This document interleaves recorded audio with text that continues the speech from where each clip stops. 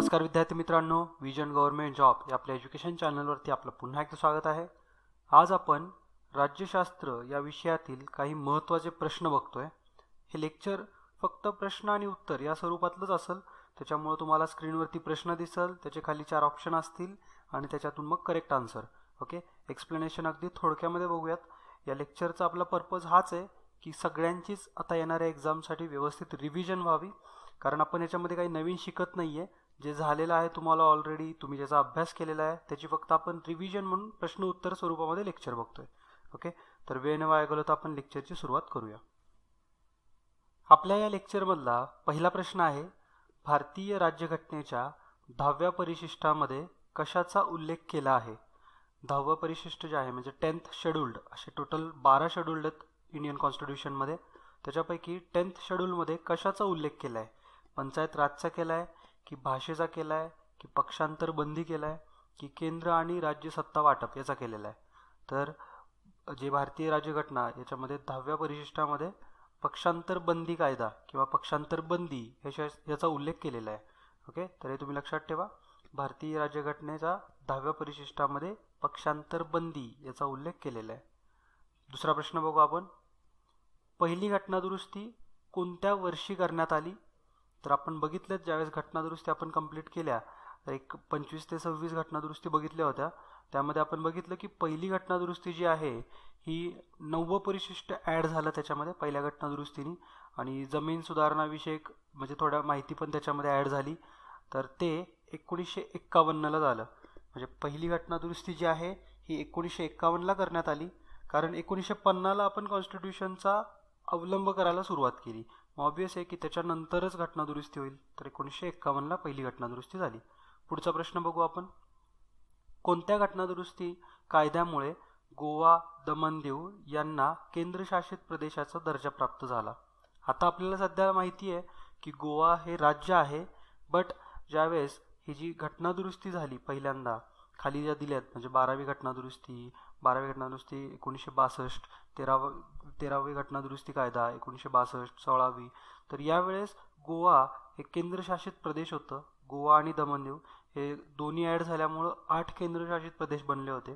मात्र गोव्याला नंतर राज्याचा दर्जा प्राप्त झाला आहे 30 मे 1887ला, आणि मग आता 7 सध्या केंद्रशासित प्रदेश आहेत. ओके, तर गोव्याला आणि दमण दीवला यांना केंद्रशासित प्रदेशाचा दर्जा 12th अमेंडमेंटनुसार 20 डिसेंबर 1961ला करण्यात आला, आणि हा जो कायदा आहे हा आहे 12वी घटनादुरुस्ती 1962.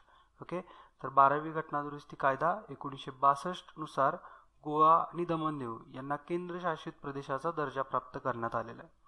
आणि जर थोडंसं त्याचं बॅकग्राऊंड सांगायचं झालं तर गोव्यामध्ये आणि दमण दीवमध्ये इथं पोर्तुगीज सत्ता होती. तर गोव्यामधून 451 वर्षाचं त्यांचं साम्राज्य होतं. एकूण 451 वर्षाचं साम्राज्य सोडून ते नंतर 20 डिसेंबर 1961ला त्यांनी गोवा हे आपल्या इंडियन गव्हर्नमेंटकडे दिलं, आणि भारताने नंतर एक घटनादुरुस्ती कायदा आणून 1962ला गोव्याला आणि दमण दीवला केंद्रशासित प्रदेशाचा दर्जा प्राप्त करून दिला. ओके, तर ही पण इन्फॉर्मेशन तुम्हाला युजफुल राहील की गोवा आणि दमण दीव याच्यावरती आधी कुणाचं राज्य होतं? तर पोर्तुगीजचं राज्य होतं, आणि जवळजवळ 451 वर्षाचं राज्य होतं त्यांचं. पुढचा प्रश्न बघू आपण. संविधानामध्ये कोणत्या कलमाद्वारे राष्ट्रपतींना खास अधिकार देण्यात आलेत ज्याचा वापर करून ते राज्यपालांचे अधिकार काढून घेऊ शकतात? म्हणजेच गव्हर्नर्सचे हक्क ते काढून घेऊ शकतात. असा कुठला त्यांचा एक स्पेशल ॲक्ट आहे किंवा कुठल्या कलमामध्ये हा उल्लेख करण्यात आलेला आहे?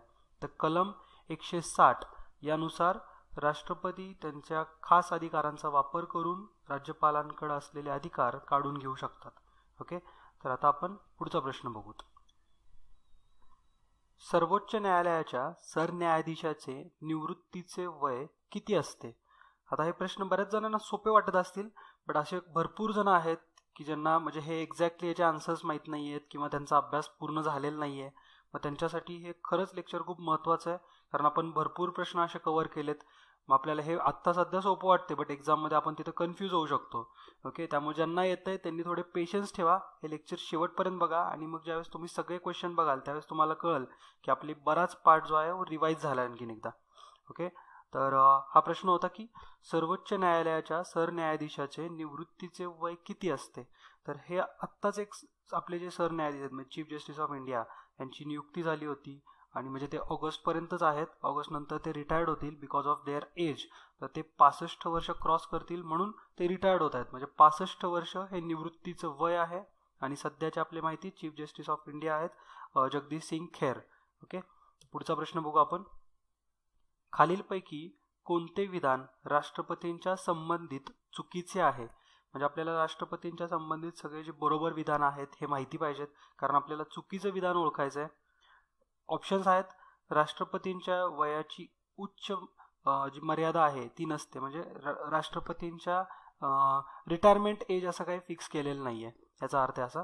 आणि बरोबर येते की राष्ट्रपतींच्या जी वरचं एज आहे किंवा जास्तीत जास्त एज जी आहे याची मर्यादा निश्चित केलेली नाही आहे, त्याच्यामुळे ते सेंटेन्स बरोबर आहे. राष्ट्रपती हे भारताचे पहिले नागरिक असतात. हो, बरोबर आहे. आपण त्यांना भारताचे पहिल्या नागरिकाचा दर्जा देतो राष्ट्रपतींना. तिसरं विधान आहे की राष्ट्रपतींचे वय कमीत कमी 25 वर्षे असावे लागते. म्हणजे राष्ट्रपती पदासाठी 25 वर्ष असलेला कॅन्डिडेट सुद्धा अप्लाय करू शकतो, असा मिनिंग आहे त्याचा. मात्र हे विधान चुकीचं आहे, कारण राष्ट्रपतींचे कमीत कमी वय हे 35 वर्ष असावं लागतं, 35. ओके, त्याच्यामुळे आपला आन्सर तर ऑप्शन सी असेल. तरी सुद्धा आपण पुढचं काय सांगते ते बघूत. सरन्यायाधीशाला शपथ देतात. म्हणजे राष्ट्रपती सरन्यायाधीशाला शपथ देतात. हो, हे पण करेक्ट आहे की राष्ट्रपती हे सरन्यायाधीशांना म्हणजे चीफ जस्टिस ऑफ इंडिया यांना ओथ देतात. पुढचा प्रश्न बघू. जर अँग्लो इंडियन समुदायाचे प्रतिनिधी लोकसभेत नसतील तर 2 अँग्लो इंडियन व्यक्तींची निवड कोण करू शकतात? तर या प्रश्नाचा सरळ मिनिंग आहे, ॲक्च्युली आपल्या जे कॉन्स्टिट्यूशन आहे याच्यामध्ये अँग्लो इंडियन्स जे लोक असतात म्हणजे ज्यांचे जे इंग्रज आहेत, ओके, म्हणजे ते त्यांचं पिढी तिकडची इंग्लंडचे वगैरे, आणि जे जे आई वडील इथे इंडियामध्ये सेटल झाले, त्यांचा मग जन्म पण इंडियामध्ये झाला, तर असे जे आहेत आपण त्यांना अँग्लो इंडियन म्हणून ओळखतो. तर अँग्लो इंडियन समुदायाचे प्रतिनिधी लोकसभेत नसतील तर 2 अँग्लो इंडियन व्यक्तींची निवड कोण करते? तर त्याचा आन्सर आहे राष्ट्रपती. तर राष्ट्रपती, मग जर अँग्लो इंडियन समुदायाचं जर प्रतिनिधित्व लोकसभेमध्ये नसेल तर राष्ट्रपती असे 2 अँग्लो इंडियन व्यक्तींची निवड करतात. ओके, तर पुढचा प्रश्न आहे. एकदा अर्थसंकल्प संसदेत मांडल्यानंतर किंवा मांडण्यात आल्यानंतर सरकारला मनी बिलशी संबंधित सर्व विधेयक डॅश डॅश दिवसांमध्ये संमत करून घ्यावी लागतात. म्हणजे आपल्याला इथं मनी बिलशी रिलेटेड पण माहिती पाहिजे, अर्थसंकल्पाशी रिलेटेड पण पाहिजे, आणि नुकताच बजेट झालं आहे त्याच्यामुळं हा अशा प्रकारचा प्रश्न एक्झाममध्ये तुमच्या बनू शकतो. एकदा अर्थसंकल्प संसदेत मांडण्यात आल्यानंतर सरकारला मनी बिलशी संबंधित सर्व विधेयक डॅश डॅश दिवसांमध्ये संमत करून घ्यावी लागतात. तर ऑप्शन आहेत 30 दिवस, 60 दिवस, 75 दिवस आणि 14 दिवस. तर बऱ्याच जणांना 14 दिवस आन्सर वाटत असेल, ज्यांचा अभ्यास डीपमध्ये झालेला नाही आहे त्यांना. मात्र याचा आन्सर आहे 75 दिवस, 75 डेज. ओके, पुढचा प्रश्न बघू. खालीलपैकी कोणत्या राज्यामध्ये अनुसूचित जातीचे लोकसभेमध्ये सर्वाधिक राखीव जागा आहेत? म्हणजे खालीलपैकी कुठल्या राज्याच्या अनुसूचित म्हणजे एस टीच्या लोकसभेमध्ये सर्वाधिक राखीव जागा आहेत? तर बिहार, उत्तर प्रदेश, मध्य प्रदेश आणि गुजरात. तर याचं उत्तर आहे मध्य प्रदेश. केंद्रीय लोकसेवा आयोगाच्या सदस्यांची निवड कोण करते? हा महत्त्वाचा प्रश्न आहे. केंद्रीय लोकसेवा म्हणजेच UPSCच्या सदस्यांची निवड कोण करते? तर UPSCच्या सदस्यांची निवड राष्ट्रपती करतात. एकूण 10 सदस्य असतात, या 10च्या 10 जणांची निवड हे राष्ट्रपती करतात. पुढचा प्रश्न बघू. भारताचे पहिले परराष्ट्र मंत्री कोण होते? ऑप्शन आहेत जवाहरलाल नेहरू, सेकंड ऑप्शन आहे जॉन मथाई, तिसरा आहे गुलजारीलाल नंदा आणि चौथा आहे लाल बहादूर शास्त्री. तर भारताचे पहिले परराष्ट्र मंत्री म्हणजे फॉरेन मिनिस्टर ते होते जवाहरलाल नेहरू. ओके, आणि माझा एक प्रश्न तुमच्यासाठी की जॉन मथाई हे भारताचे कोणते मंत्री होते? म्हणजे ते पण भारताचे पहिले असे मंत्री आहेत, पण ते परराष्ट्र मंत्री नव्हते. तर जॉन मथाई हे भारताचे कोणते मंत्री होते हा तुमचा प्रश्न आहे. तर तुम्ही व्यवस्थित त्याला, जर तुम्हाला माहिती असेल तर कमेंट बॉक्समध्ये मेन्शन करा. लोकसभेचे एका वर्षात किती सत्र होतात? लोकसभेचे एका वर्षामध्ये किती अधिवेशनं होतात असं म्हणायचं आहे. तर ऑप्शन आहे 2, 3, 4, 5. तर लोकसभेचे एका वर्षामध्ये 3 सत्र होतात. पुढचा प्रश्न आहे, कोणत्या घटनादुरुस्तीने दिल्लीला राष्ट्रीय राजधानी क्षेत्र दर्जा प्राप्त झाला आहे? कोणत्या घटनादुरुस्तीने? हे इम्पॉर्टंट आहे. आपण आपल्या ज्यावेळेस घटनादुरुस्तीचं लेक्चर बघितलं होतं इम्पॉर्टंट अमेंडमेंट्सचं, तर त्यावेळेस हा तिथं दिल्लीच्या म्हणजे ह्याच्याशी रिलेटेड घटनादुरुस्ती आपण बघितली नव्हती कितव्या नंबरची आहे, तर इथं ते कव्हर होऊन जाईल. तर 69वी 69th अमेंडमेंट घटनादुरुस्ती कायद्यानुसार दिल्लीला राष्ट्रीय राजधानी क्षेत्राचा दर्जा प्राप्त झाला आहे. ओके, इम्पॉर्टंट आहे. 69th घटनादुरुस्ती तुम्ही लक्षात ठेवा, दिल्लीला राष्ट्रीय राजधानी क्षेत्र दर्जा प्राप्त झालेला आहे. पुढचा प्रश्न आहे, मूलभूत हक्क काढून घेण्याचा अधिकार कोणाला आहे? तर ऑप्शन आहेत पंतप्रधान, दुसरा ऑप्शन आहे संसद, तिसरा आहे राष्ट्रपती आणि चौथा आहे सरन्यायाधीश. तर याचा आन्सर आहे राष्ट्रपती. राष्ट्रपती आणीबाणी लागू झाल्यानंतर मूलभूत हक्क काढून घेऊ शकतात. मात्र असे 2 हक्क आहेत जे की ते काढून घेऊ शकत नाहीत. जर तुम्हाला त्याचं माहिती असेल कुठले 2 ते आर्टिकल्स आहेत किंवा कुठले 2 ते कलम आहेत की जे राष्ट्रपती जरी आणीबाणी लागू झाली तरी काढून घेऊ शकत नाहीत, तर तुम्हाला जर माहिती असेल तर कमेंट बॉक्समध्ये मेन्शन करा. पुढचा प्रश्न आहे, रायसेना हिल्स कुठे आहे? एक रायसेना हिल्स नावाचा एक रिजन आहे. तर ॲक्च्युली ते डोंगर रांगच आहे किंवा छोट्या टेकड्याच आहेत. मग आता त्या कुठे आहेत नेमक्या? तर ऑप्शन बघा. पहिला ऑप्शन आहे श्रीनगरचा भाग, ज्याला शंकराचार्य पर्वत म्हणून ओळखले जाते, त्यालाच रायसेना हिल्स म्हणून ओळखतो का? तर नाही. दुसरा ऑप्शन आहे कन्याकुमारीचा डोंगराळ भाग, जिथे स्वामी विवेकानंदांचा पुतळा आहे, तर हे पण रॉंग आहे. तिसरा आहे हरियाणामध्ये डोंगर रांग आहे, ज्या भागामध्ये आदिवासी जमाती आढळतात, तर ते पण रॉंग आहे. याचा आन्सर आहे जिथं राष्ट्रपती भवन आहे. म्हणजे रायसेना हिल्स हे जिथं राष्ट्रपती राहतात किंवा राष्ट्रपती भवन आहे यालाच रायसेना हिल्स म्हणून ओळखतात. हा प्रश्न महत्त्वाचा आहे कारण रायसेना टॉक्स एक म्हणजे रायसेना डायलॉग्स एक होतात, तर त्या जस्ट रिसेंटलीच झालेत. आपण ते आपल्या करंट अफेअर्सच्या लेक्चरमध्ये बघणारच आहे, तर ते पण नुकतेच झालेत. त्याच्यामुळे अशा प्रकारचा प्रश्न बनू शकतो एक्झाममध्ये. पुढचे प्रश्न बघू. खालीलपैकी कोणत्या परिशिष्टामध्ये भाषेचा उल्लेख केला आहे? म्हणजे भाषेशी रिलेटेड कुठलं परिशिष्ट आहे किंवा त्याला आपण शेड्यूल म्हणतो, तर कुठलं शेड्यूल हे भाषेशी रिलेटेड आहे? तर ऑप्शन आहे परिशिष्ट 8, परिशिष्ट 7, परिशिष्ट 12 की परिशिष्ट 6. तर याचा आन्सर आहे परिशिष्ट 8. म्हणजेच भाषेशी रिलेटेड जी इन्फॉर्मेशन आहे ही आपल्या परिशिष्ट 8 मध्ये सगळी नमूद करण्यात आली आहे.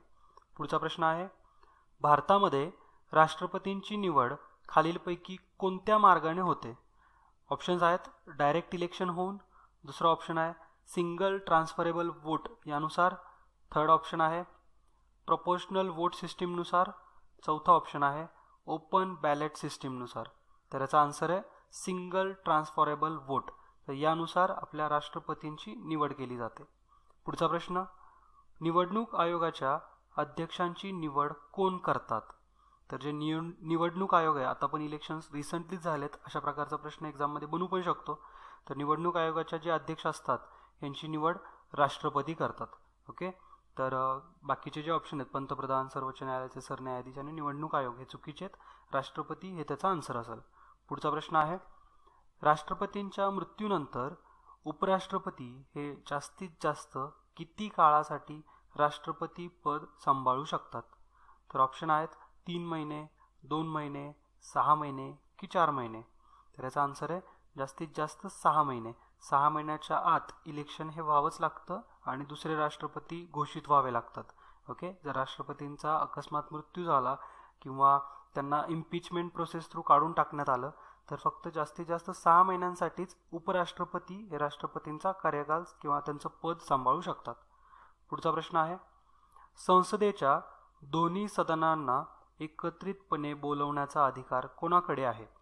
म्हणजे लोकसभा आणि राज्यसभा या दोघांचे सेशन एकत्र कंडक्ट करण्याचा अधिकार कुणाला आहे? तर लोकसभेचे सभापतींना आहे की सरन्यायाधीशांना आहे की राष्ट्रपतींना आहे की पंतप्रधानांना आहे? तर याचा अधिकार आहे राष्ट्रपतींकडं. संसदेचे दोन्ही सदनं ते एकत्र बोलवू शकतात.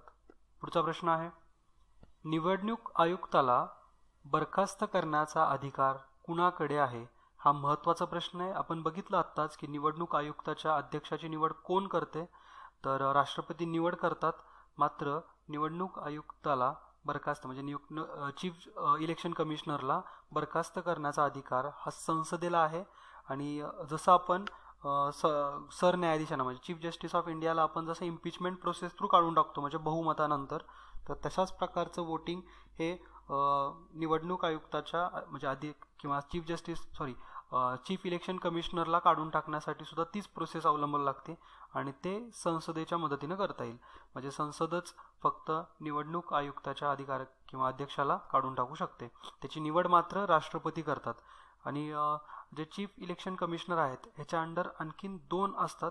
तर एकूण जर 3 म्हणलं तरी चालेल की 3 चीफ इलेक्शन कमिशनर असतात. फक्त एकाला थोडासा जास्त दर्जा दिलेला आहे, तो अध्यक्ष असतो. त्याच्या अंडर 2 जण असतात. तिघांची सॅलरी सेम असते. आणि जे बाकीचे राहिलेले जे 2 आहेत यांना राष्ट्रपती पदावरून काढू शकतात. हे पण लक्षात ठेवा. म्हणजे की जे चीफ इलेक्शन कमिशनर जे आहेत आणि याच्या अंडरचे जे 2 असतात तर त्या दोघांना हे राष्ट्रपती काढू शकतात. मात्र चीफ इलेक्शन कमिशनरला संसद ही इम्पिचमेंट प्रोसेस थ्रू किंवा बहुमताने काढून टाकते. पुढचा प्रश्न बघू.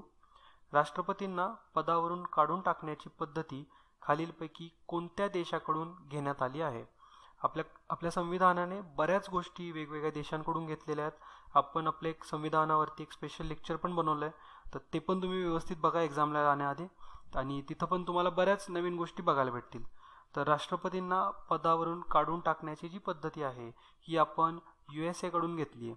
ओके, युनायटेड स्टेट्स ऑफ अमेरिकेकडून आपण राष्ट्रपतींची इम्पिचमेंट प्रोसेस जी आहे ही घेतली आहे. राष्ट्रपतींचा कार्यकाल हा किती वर्षाचा असतो? तर राष्ट्रपतीचा कार्यकाल हा भारतामध्ये 5 वर्षाचा असतो. ओके, अमेरिकेमध्ये तोच कार्यकाळ 4 वर्षाचा असतो आणि फक्त 2दाच राष्ट्रपती होता येतं. ओके, पुढचा प्रश्न आहे. लोकसभा खालीलपैकी कोणत्या नावाने ओळखली जाते? किंवा लोकसभा खालीलपैकी कोणत्या नावाने ओळखतात लोकसभेला? तर ऑप्शन्स आहेत विधानसभा, विधान परिषद, कनिष्ठ सभागृह की वरिष्ठ सभागृह. तर याचा आन्सर आहे कनिष्ठ सभागृह. लोकसभेला आपण कनिष्ठ सभागृह असं म्हणून ओळखतो. आपण जी राज्यसभा असते याला वरिष्ठ सभागृह किंवा अप्पर हाऊस या नावाने ओळखतो. पुढचा प्रश्न आहे. कोणता पहिला कायदा अधिकारी असतो? किंवा कोणता पहिला अधिकारी म्हणून ओळखला जातो, कोणता व्यक्ती? तर फर्स्ट लॉ ऑफिसर म्हणून आपल्या महाभिवक्ताला ओळखलं जातं, अटॉर्नी जनरलला. हा थोडासा कन्फ्युजिंग प्रश्न आहे. फर्स्ट लॉ ऑफिसर आपल्या बऱ्याच जणांना वाटू शकतं की केंद्रीय कायदा मंत्री किंवा लॉ मिनिस्टर आहेत तर त्यांना आपण फर्स्ट लॉ ऑफिसरचा दर्जा दिलाय की काय? मात्र फर्स्ट लॉ ऑफिसरचा दर्जा हा महाभिवक्ताला देण्यात आलेला आहे, अटॉर्नी जनरलला. आणि मित्रांनो, या लेक्चरमधला शेवटचा प्रश्न आहे. राष्ट्रपती राजवट एका वेळी किती दिवसांसाठी लागू राहू शकते? राष्ट्रपती राजवट म्हणजेच ज्यावेळेस राष्ट्रपती आर्टिकल 352, 356 किंवा 360 याचा वापर करून आणीबाणी घोषित करतात, तर त्यावेळेस राष्ट्रपती राजवट जी आहे ही एका वेळी किती दिवसांसाठी लागू राहू शकते? तर एका वेळेस 6 महिन्यांसाठी जास्तीत जास्त राष्ट्रपती राजवट राहू शकते. तर हा इम्पॉर्टंट प्रश्न होता आणि आपण बऱ्यापैकी चांगल्या प्रकारचे प्रश्न इथं कव्हर केलेत. म्हणजे बऱ्याच जणांना काही सोपे पण वाटत असतील, काही जणांची चांगली रिव्हिजन पण झाली असेल. तर थोडंसं काही तुम्हाला जर आणखीन डिटेल बघायचं असेल तर परत एकदा लेक्चर बघू शकता. व्यवस्थित तुम्ही पॉईंट नोट डाऊन करा. आणि आता कमी दिवस राहिलेत त्यामुळे आपण अशा प्रकारेच अभ्यास करण्याला फोकस ठेवूयात. असे आपण वेगवेगळ्या टॉपिकवरती म्हणजे जसं की इकॉनॉमी आहे, त्यानंतर हिस्ट्री आहे, तर त्याच्यावरती पण अशाच प्रकारचे लेक्चर बनवण्याचा प्रयत्न करू. ओके, आणि आमचं फेसबुकचं पेज आहे, तुम्ही त्याच्यावरती नक्की कनेक्टेड राहा. कारण मी बरंच ऑब्झर्व केलं आहे की बाकीचे जे फेसबुक ग्रुप वगैरे आहेत, फेसबुक पेजेस आहेत बाकीचे, तिथं बराच असा फालतूपणा चालत राहतो, तुमचा टाईमपास होतो, कोणीतरी काहीतरी मध्येच न्यूज कुठली तरी टाकणार असं होतं. मात्र जे आमचं फेसबुकचं पेज आहे याच्यावरती आम्ही स्ट्रिक्टली फक्त अभ्यास आणि फक्त अभ्यासाचंच टाकतो. एक पण तुम्हाला आत्तापर्यंत स्टार्टिंग झाल्यापासून आत्तापर्यंत एक पण इरिलेव्हंट पोस्ट दिसणार नाही. त्यामुळे तुम्ही नक्की कनेक्टेड राहा त्याच्याशी. कारण असंही आपण मग फेसबुकवरती गेलो की बाकीच्या पण गोष्टी बऱ्याच होत राहतात, त्यापेक्षा मग एका कुठल्या तरी चांगल्या प्लॅटफॉर्मवर राहिला तर अभ्यासावरतीच फोकस राहील. ओके, तर फेसबुकच्या पेजला पण नक्की लाईक करा आणि त्याच्यावरती आपण असेच अपडेट देत जाऊ. तर भेटूया पुढच्या लेक्चरमध्ये. तोपर्यंत लेक्चर हे कसं वाटलं आहे हे नक्की कमेंट करून कळवा. लेक्चर आवडलं असेल तर लाईक करा. भेटूया पुढच्या लेक्चर्समध्ये. तोपर्यंत जय हिंद, जय महाराष्ट्र. धन्यवाद.